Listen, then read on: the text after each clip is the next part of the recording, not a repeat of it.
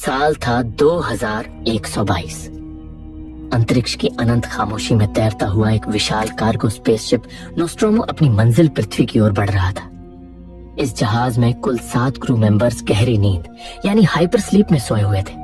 पूरे जहाज में एक अजीब सा सन्नाटा पसरा हुआ था। हल्की हल्की टिमटिमाती रोशनी लंबी कॉरिडोर्स को और भी डरावना बना रही थी, मानो हर कोना किसी अनजाने खतरे को छुपाए बैठा हो। जब सब कुछ सामान्य लग रहा था, तभी अचानक जहाज की आर्टिफिशियल इंटेलिजेंस मदर सक्रिय हो जाती है और एक एक करके सभी सोए हुए क्रू मेंबर्स को जगाने लगती है। सभी नींद से जागते ही खुश हो जाते हैं। उन्हें लगता है कि शायद वे अब पृथ्वी पर पहुंच चुके हैं, लेकिन यह खुशी ज्यादा देर तक टिक नहीं पाती।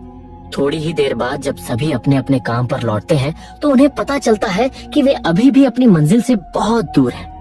बल्कि वे तो एक पूरी तरह अनजान सोलर सिस्टम में पहुंच चुके हैं, जो पृथ्वी से अरबों मील दूर स्थित है। सभी तुरंत एक जगह इकट्ठा होते हैं। कैप्टन गंभीर स्वर में बताता है कि हम अभी घर से बहुत दूर हैं और हमारा सफर अभी आधा ही पूरा हुआ है। वह आगे समझाता है कि जहाज का रास्ता खुद मदर ने बदला है।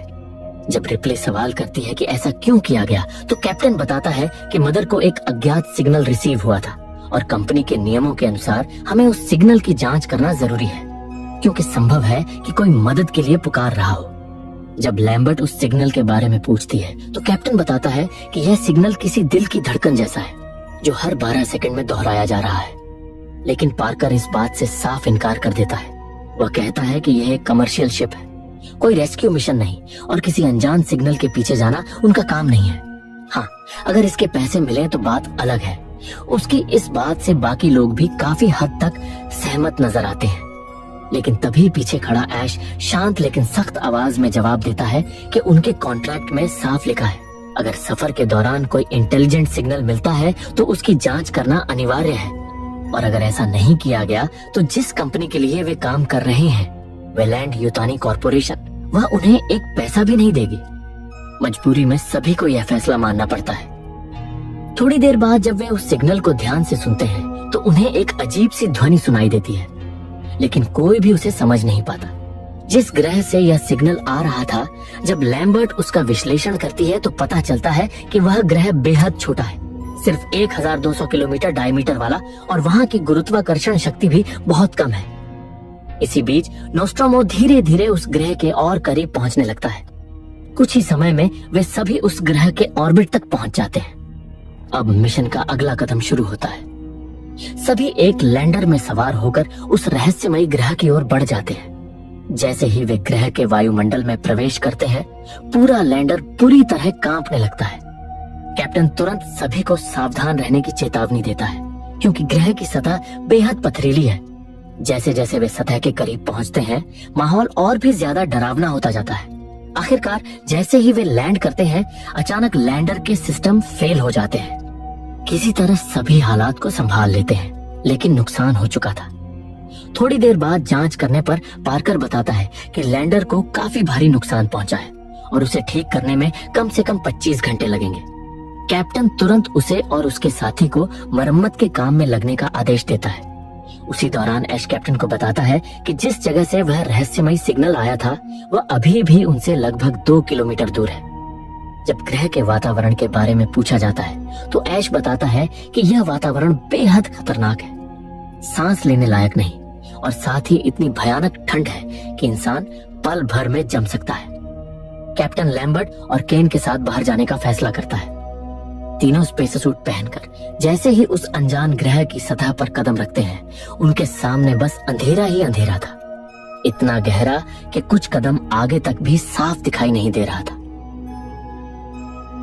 तेज ठंडी हवाएं लगातार चल रही थीं, जो माहौल को और भी ज्यादा डरावना और भारी बना रही थी, जैसे खुद यह ग्रह किसी खतरे की चेतावनी दे रहा हो।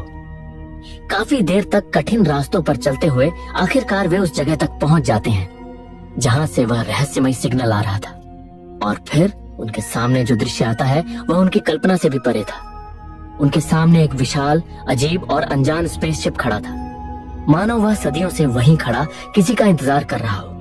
सूट में लगे कैमरों के जरिए लैंडर में मौजूद ऐश और बाकी क्रू भी यह सब देख रहे थे। ऐश हैरानी से कहता है कि उसने ऐसा कुछ पहले कभी नहीं देखा। यह जहाज बेहद विशाल और पूरी तरह अलग संरचना का है। बाहर कैप्टन दोनों को साथ लेकर धीरे धीरे उस अनजान जहाज की ओर बढ़ता है, लेकिन जैसे जैसे वे उसके करीब पहुंचते हैं उनके कैमरे गड़बड़ाने लगते हैं। कुछ ही पलों में सिग्नल पूरी तरह टूट जाता है। अब लैंडर और उनके बीच का संपर्क खत्म हो चुका था। तीनों उस रहस्यमयी जहाज के अंदर दाखिल हो जाते हैं। अंदर का माहौल बेहद खामोश था, इतना शांत कि हर कदम की आवाज गूंजती हुई महसूस हो रही थी। जहाज के अंदर गहराई तक जाने के बाद उन्हें कुछ ऐसा दिखाई देता है जिसे देखकर उनके होश उड़ जाते हैं। एक विशालकाय एलियन प्राणी, मरा हुआ और शायद हजारों साल पुराना। उसका पूरा शरीर पत्थर की तरह जम चुका था, जैसे समय ने उसे वहीं रोक दिया हो। यह दृश्य देखकर लैम्बर्ट घबराई आवाज में कहती है कि हमें तुरंत यहाँ से वापस लौट जाना चाहिए। इसी दौरान केन की नजर थोड़ी दूर एक गहरे गड्ढे पर पड़ती है। जिज्ञासा उसे रोक नहीं पाती और वह कैप्टन और लैम्बर्ट की मदद से उस गड्ढे के अंदर उतरना शुरू कर देता है। यह गड्ढा इतना विशाल था कि वह लगातार नीचे ही नीचे जाता चला जाता है, मानो उसका कोई अंत ही ना हो। काफी नीचे उतरने के बाद केन एक अजीब और डरावनी जगह पर पहुंचता है। नीचे पहुंचकर वह बताता है कि यहाँ हर तरफ अंडे जैसी अजीब संरचनाएं फैली हुई हैं। जैसे ही वह एक अंडे पर अपनी रोशनी डालता है, उसे उसके अंदर कुछ हिलता हुआ दिखाई देता है, जैसे कोई जीव उसके भीतर पल रहा हो। डर और जिज्ञासा के बीच फंसा केन जैसे ही अंदर झांकने की कोशिश करता है, अचानक वह अंडा खुल जाता है और अगले ही पल एक अजीब कीड़े जैसा जीव तेजी से बाहर निकलकर सीधे उसके चेहरे पर हमला कर देता है। केन वहीं गिर पड़ता है। कैप्टन और लैम्बर्ट बिना समय गंवाए उसे उठाकर तुरंत लैंडर की ओर वापस भागते हैं। लैंडर पर पहुंचकर कैप्टन तुरंत रिप्ली को बताता है कि केन के हेलमेट से कोई अज्ञात जीव चिपक गया है और उसे तुरंत मेडिकल चैम्बर में ले जाना होगा, इसलिए एयरलॉक खोलो। लेकिन रिप्ली सख्त आवाज में मना कर देती है। वह कहती है कि यह बेहद खतरनाक हो सकता है। अगर यह कोई संक्रमण हुआ तो पूरा जहाज खतरे में पड़ सकता है, इसीलिए नियमों के अनुसार उन्हें 24 घंटे तक बाहर ही क्वारंटीन में रहना होगा। रिप्ली और कैप्टन के बीच बहस चल ही रही होती है कि तभी ऐश बिना किसी की अनुमति के एयरलॉक खोल देता है। अंदर आते ही ऐश तुरंत काम में लग जाता है और केन के स्पेसर सूट का हेलमेट काटना शुरू कर देता है। जैसे ही हेलमेट हटाया जाता है, वहाँ मौजूद सभी लोग दंग रह जाते हैं। वो परजीवी केन के चेहरे से बुरी तरह चिपका हुआ था, जैसे उसकी त्वचा में समा गया हो। जब ऐश उसे हटाने की कोशिश करता है तो वह परजीवी अचानक अपनी पूंछ कसकर केन की गर्दन के चारों ओर लपेट लेता है और उसका गला दबाने लगता है। लेकिन सबसे अजीब बात यह थी कि केन को सांस लेने में कोई दिक्कत नहीं हो रही थी, मानो वह जीव किसी तरह उसे जिंदा बनाए हुए था। ऐश तुरंत केन के शरीर को स्कैन करता है और जो नतीजे सामने आते हैं वे सभी को चौंका देते हैं। वह परजीवी सिर्फ चेहरे तक सीमित नहीं था, उसने केन के गले के अंदर तक अपनी पकड़ बना ली थी। कैप्टन साफ शब्दों में कहता है कि इसे तुरंत हटाना होगा, लेकिन ऐश चेतावनी देता है कि हो सकता है यह जीव केन को ऑक्सीजन दे रहा हो और अगर इसे जबरदस्ती हटाया गया तो केन की मौत भी हो सकती है। इसके बावजूद कैप्टन फैसला लेता है इसे हटाना ही होगा। ऐश मजबूरी में मान जाता है और जैसे ही वह उस परजीवी पर हल्का सा कट लगाता है, कुछ ऐसा होता है जो किसी ने सोचा भी नहीं था। खून की जगह उस जीव के शरीर से तेजाब निकलने लगता है। वो एसिड जैसे ही फर्श पर गिरता है तुरंत उसे जलाकर छेद करने लगता है और इतनी तेजी से कि कुछ ही पलों में वह नीचे के फ्लोर को भी पार कर जाता है। कैप्टन और बाकी लोग घबराकर उसे रोकने की कोशिश करते हैं, क्योंकि अगर वह एसिड जहाज को पूरी तरह छेद देता तो सभी की मौत तय थी।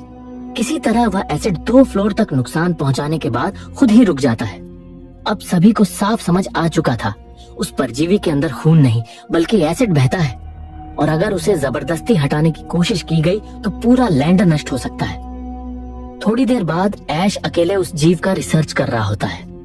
तभी वहाँ रिप्ली आ जाती है। जैसे ही रिप्ली अंदर आती है, ऐश तुरंत मॉनिटर बंद कर देता है, मानो वह कुछ छिपाने की कोशिश कर रहा हो। रिप्ली सवाल करती है तो ऐश बताता है कि यह परजीवी अपने सेल्स को बदल सकता है, यानी यह किसी भी वातावरण में खुद को ढाल सकता है, कठोर से कठोर परिस्थितियों में भी जिंदा रह सकता है। यह सुनकर रिप्ली गुस्से में कहती है, इसके बावजूद तुमने एयरलॉक खोल दिया बिना मेरी अनुमति के। ऐश ठंडे और घमंडी लहजे में जवाब देता है कि रिसर्च करना उसका काम है और उसे अपना काम करने दिया जाए। रिप्ली बिना कुछ कहे वहां से चली जाती है, लेकिन अब उसे ऐश पर शक होने लगा था। इसी बीच बाहर का मौसम और भी खतरनाक होता जा रहा था। तेज बर्फीली हवाएं पूरे इलाके को हिला रही थीं। तभी ऐश कैप्टन को तुरंत मेडिकल चैम्बर में आने के लिए बुलाता है। जब कैप्टन और बाकी क्रू वहां पहुंचते हैं तो वे देखकर हैरान रह जाते हैं। वो परजीवी केन के चेहरे से गायब हो चुका था। वह कहीं भी दिखाई नहीं दे रहा था। अब पूरा जहाज अलर्ट हो जाता है और सभी सावधानी से उसकी तलाश शुरू कर देते हैं। रिप्ली भी उसे ढूंढ रही होती है कि अचानक ऊपर से वही परजीवी उसके ऊपर गिरता है, लेकिन इस बार वह हिल नहीं रहा था। शायद वह मर चुका था। ऐश तुरंत कहता है कि उन्होंने पहली बार ऐसा कोई जीव देखा है और इसे अपने साथ जहाज पर ले जाना चाहिए ताकि इस पर रिसर्च की जा सके, लेकिन रिप्ली इसका सख्त विरोध करती है। कैप्टन कुछ पल सोचकर ऐश से कहता है, तुम साइंस ऑफिसर हो, इसीलिए यह फैसला तुम्हारा होगा कि इस पर रिसर्च करनी है या नहीं। रिप्ली गुस्से में कैप्टन को अलग ले जाकर पूछती है कि तुमने ऐश को उस परजीवी को साथ ले जाने का फैसला कैसे लेने दिया। कैप्टन शांत लेकिन सख्त लहजे में जवाब देता है कि वह सिर्फ इस मिशन का कैप्टन है, जबकि रिसर्च से जुड़े सभी फैसले ऐश के अधिकार में आते हैं। रिप्ली अंदर ही अंदर नाराज होती है, लेकिन मजबूरी में उसे यह फैसला मानना पड़ता है। इसी बीच लैंडर की मरम्मत पूरी हो चुकी थी।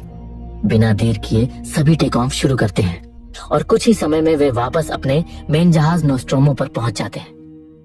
वापस आने के बाद लैम्बर्ट बताती है कि वे अभी भी पृथ्वी से लगभग 10 महीने दूर हैं। तभी अचानक ऐश सभी को तुरंत मेडिकल चैम्बर में आने के लिए कहता है। जब सभी वहां पहुंचते हैं तो वे देखकर हैरान रह जाते हैं। केन अब होश में आ चुका था और बिल्कुल ठीक लग रहा था, मानो उसके साथ कुछ हुआ ही ना हो। इस रात के बाद पूरा क्रू खुशी में एक साथ बैठकर खाना खाने लगता है, लेकिन यह खुशी ज्यादा देर तक नहीं टिकती। खाना खाते खाते अचानक केन की हालत बिगड़ने लगती है। वह दर्द से तड़पने लगता है, जैसे उसके अंदर कुछ जिंदा हो। अगले ही पल उसकी छाती फट जाती है और उसके अंदर से एक छोटा लेकिन बेहद डरावना एलियन बाहर निकलता है। जन्म लेते ही वह जीव बिजली की गति से वहां से भाग जाता है और गायब हो जाता है। पूरा क्रू सदमे में आ चुका था। वो केन को आखिरी विदाई देते हैं और उसके शव को खुले अंतरिक्ष में छोड़ देते हैं। अब जहाज के अंदर एक अनजान खतरनाक जीव मौजूद था और कोई नहीं जानता था कि वह कहां छिपा है।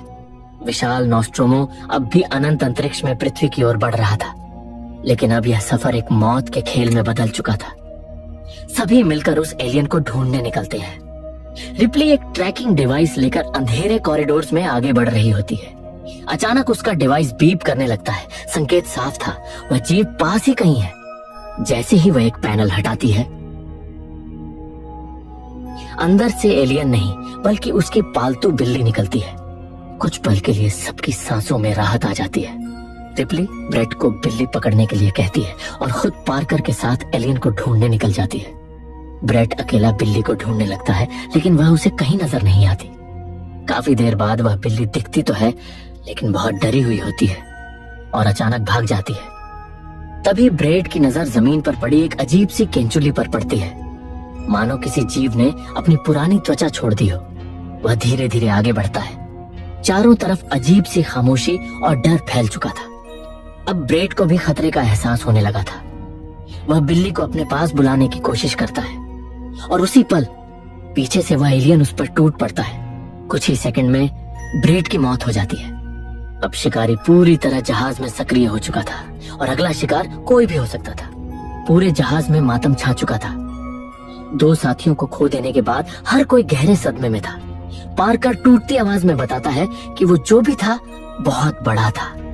कैप्टन तुरंत पूछता है वो ब्रेट को लेकर किस दिशा में गया। रिप्ली और पार्कर बताते हैं कि वह एयर डक्ट की तरफ गया था, शायद वहीं कहीं छुपा हुआ है। कैप्टन तुरंत एक योजना बनाता है।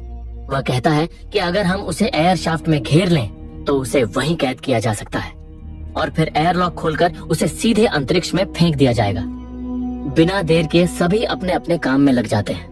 कैप्टन ऐश और रिप्ली को एयरलॉक के पास रहने का आदेश देता है, जबकि पार्कर और लैम्बर्ट को शाफ्ट के पास तैनात किया जाता है। रिप्ली कैप्टन को बताती है कि एयरलॉक तैयार है। यह सुनते ही कैप्टन फ्लेम थ्रोवर लेकर उस संकरे अंधेरे एयर शाफ्ट के अंदर घुस जाता है। लैम्बर्ट रडार पर नजर रखे हुए थी और बार बार कैप्टन को चेतावनी दे रही थी। कैप्टन धीरे धीरे शाफ्ट के अंदर और गहराई तक पहुंच जाता है, लेकिन अजीब बात यह थी कि उसे कहीं भी एलियन दिखाई नहीं दे रहा था। तभी अचानक लैम्बर्ट चीख उठती है, वो तुम्हारी तरफ आ रहा है। कैप्टन वापस लौटने की कोशिश करता है, लेकिन तभी एलियन उस पर हमला कर देता है। कुछ देर बाद जब पार्कर उस जगह पर पहुंचता है तो उसे कैप्टन का फ्लेम थ्रोवर मिलता है, लेकिन कैप्टन खुद गायब था और सबसे डरावनी बात, वहां खून की एक बूंद भी नहीं थी। अब हालात और भी खराब हो चुके थे। काफी सोचने के बाद रिप्ली कहती है कि जब तक कोई बेहतर योजना नहीं मिलती, हमें कैप्टन के प्लान पर ही आगे बढ़ना होगा। वह सख्ती से कहती है, हमें उस चीज को खत्म करना ही होगा, हमारे पास कोई और रास्ता नहीं है। वह अपनी योजना बताती है, हम एक एक करके एयर शाफ्ट में जाएंगे, उसे धीरे धीरे कोने की तरफ धकेलेंगे और फिर एयरलॉक खोलकर उसे अंतरिक्ष में बाहर फेंक देंगे। रिप्ली पूछती है, क्या सब इस प्लान के लिए तैयार है? पार्कर तुरंत हामी भरता है। अब वह किसी भी हालत में उस एलियन को खत्म करने के लिए तैयार था। इसी बीच रिप्ली जहाज के सिस्टम को एक्सेस करने की कोशिश करती है, लेकिन उसे रिस्ट्रिक्टेड दिखाया जाता है। वह हार नहीं मानती, ओवरराइड कमांड का इस्तेमाल करती है और जैसे ही स्क्रीन खुलती है, धीरे धीरे शब्द सामने आने लगते हैं। रिप्ली की आंखों के सामने सच्चाई खुल जाती है।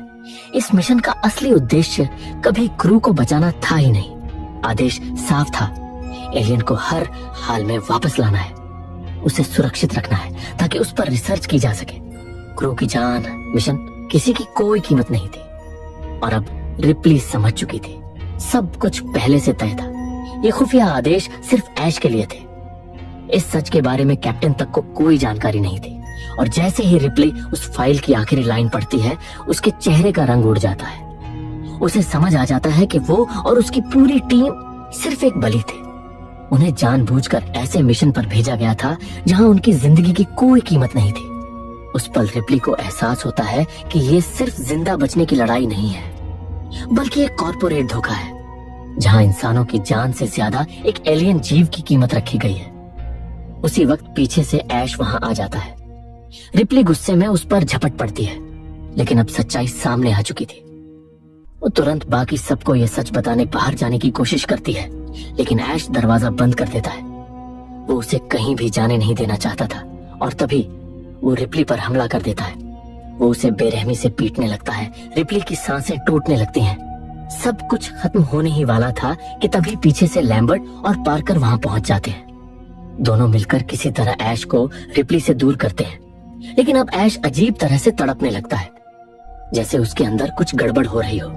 पार्कर गुस्से में पूरी ताकत से उस पर वार करता है और अगले ही पल सभी के पैरों तले जमीन खिसक जाती है। ऐश इंसान नहीं था, वो एक रोबोट था। इतने समय तक वो सभी उसे इंसान समझते रहे थे, यहाँ तक कि उसका सिर शरीर से अलग होने के बाद भी वो जिंदा था। थोड़ी देर बाद पार्कर किसी तरह उसे दोबारा एक्टिव करता है।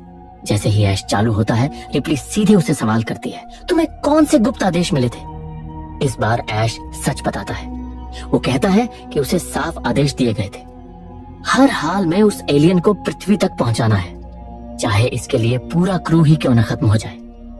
जब रिप्ली उससे पूछती है कि क्या उस जीव को मारा जा सकता है, तो ऐश ठंडे स्वर में जवाब देता है, नहीं, वो अब तक की सबसे परफेक्ट स्पीशीज है। और फिर वह आखिरी चेतावनी देता है, तुम में से कोई भी जिंदा नहीं बचेगा। अब रिप्ली सब समझ चुकी थी। वह फैसला करती है, इस पूरे नोस्ट्रोमो जहाज को बम से उड़ा दिया जाएगा और वे शटल से निकल जाएंगे। तीनों अब बेहद सावधानी से आगे बढ़ते हैं। रिप्ली दोनों को आदेश देती है कि एयर सपोर्ट सिस्टम के लिए कूलेंट लाना होगा। वह पार्कर और लैम्बर्ट को नीचे भेजती है और खुद शटल को तैयार करने निकल जाती है। जहाज के निचले हिस्से में अजीब सा सन्नाटा पसरा हुआ था, मानो हर कोना मौत को छुपाए बैठा हो। पार्कर और लैम्बर्ट जल्दी जल्दी ज्यादा से ज्यादा कूलेंट इकट्ठा करने लगते हैं। उधर ऊपर रिप्ली भी बिना समय गंवाए शटल को एक्टिव करना शुरू कर देती है, लेकिन तभी उसे अचानक अपनी बिल्ली की याद आती है। इस खतरनाक हालत में भी वो उसे छोड़ना नहीं चाहती थी। वो तुरंत जहाज के अंधेरे गलियारों में अपनी बिल्ली को ढूंढने निकल पड़ती है। काफी तलाश के बाद आखिरकार उसे उसकी बिल्ली मिल जाती है। यान के निचले हिस्से में लैम्बर्ट तेजी से कूलेंट इकट्ठा कर रही थी कि तभी उसके पीछे से एक अनजान साया गुजरता है। वह जैसे ही पलटकर देखती है, उसकी रूह कांप जाती है। उसके ठीक सामने वह विशाल डरावना एलियन खड़ा था। पार्कर उसे बचाने के लिए उसकी तरफ दौड़ता है, लेकिन एलियन एक ही झटके में उसे मार डालता है। लैम्बर्ट भी बच नहीं पाती। दोनों कुछ ही पलों में मारे जाते हैं। जब तक रिप्ली वहां पहुंचती है, बहुत देर हो चुकी होती है। अब रिप्ली पूरी तरह टूट चुकी थी। डर और गुस्से के बीच वो तेजी से जहाज के सेंटर की ओर भागती है और बिना एक पल गंवाए पूरे नोस्ट्रोमो को सेल्फ डिस्ट्रक्ट पर सेट कर देती है। 10 मिनट का टाइमर चालू हो जाता है। तभी उसे किसी के कराहने की आवाज सुनाई देती है। वो उस आवाज का पीछा करते हुए जहाज के सबसे निचले हिस्से में पहुंचती है, जहां चारों तरफ एक अजीब चिपचिपा पदार्थ फैला हुआ था। और फिर उसकी नजर जिस पर पड़ती है उसे देखकर उसके होश उड़ जाते हैं। कैप्टन उसी चिपचिपे पदार्थ में जकड़ा हुआ था, जिंदा लेकिन पूरी तरह फंसा हुआ। वह रिप्ली से गुहार लगाता है, मुझे मार दो। दिल टूटने के बावजूद रिप्ली मजबूरी में उसे आग के हवाले कर देती है और वहां से निकल जाती है। समय तेजी से खत्म हो रहा था। अब सिर्फ 5 मिनट बाकी थे। रिप्ली भागते हुए कॉरिडोर्स से गुजरती है और किसी तरह शटल तक पहुंच जाती है। अब केवल 1 मिनट बचा था। वह जल्दी से शटल को नोस्ट्रोमो से अलग करती है और कुछ ही दूरी पर पहुंचते ही एक भयानक धमाका होता है, इतना शक्तिशाली कि मानो कोई तारा फट गया हो। नोस्ट्रोमो हमेशा के लिए खत्म हो चुका था। अब रिप्ली को लगता है कि वह सुरक्षित है। वह अपनी बिल्ली के साथ क्रायो स्लीप में जाने की तैयारी करने लगती है, लेकिन तभी एलियन उस पर हमला कर देता है। वह पहले से ही शटल में छुपा हुआ था। अब बचने का कोई रास्ता नहीं दिख रहा था। रिप्ली किसी तरह खुद को छुपा लेती है और तभी उसकी नजर एक स्पेस सूट पर पड़ती है। उसे एक आखिरी योजना सूझती है। वह तुरंत स्पेस सूट पहन लेती है और खुद को सीट बेल्ट से बांध लेती है। जैसे ही एलियन उसकी तरफ बढ़ता है, रिप्ली अचानक शटल का हैच खोल देती है। तेज खिंचाव के साथ एलियन अंतरिक्ष में बाहर की ओर फेंक दिया जाता है, लेकिन वह पूरी तरह छूटता नहीं। तभी रिप्ली इंजन थ्रस्ट का इस्तेमाल करती है और आखिरकार उस एलियन को हमेशा के लिए अंतरिक्ष में उड़ा देती है। अपने सभी साथियों को खोने के बाद रिप्ली अब आखिरी जिंदा इंसान थी। सोने से पहले वो एक आखिरी संदेश रिकॉर्ड करती है। वो पूरी घटना बताती है और कहती है कि वह लगभग 6 हफ्तों में अपनी मंजिल तक पहुंच जाएगी। मैं हूँ रिप्ली, नोस्ट्रोमो की एकमात्र जीवित सदस्य, साइनिंग ऑफ। इतना कहकर वह अपनी बिल्ली के साथ स्लीपिंग पॉड में चली जाती है और इसी के साथ कहानी यहीं खत्म हो जाती है। अगर आपको ये वीडियो पसंद आई हो तो लाइक करना ना भूलें।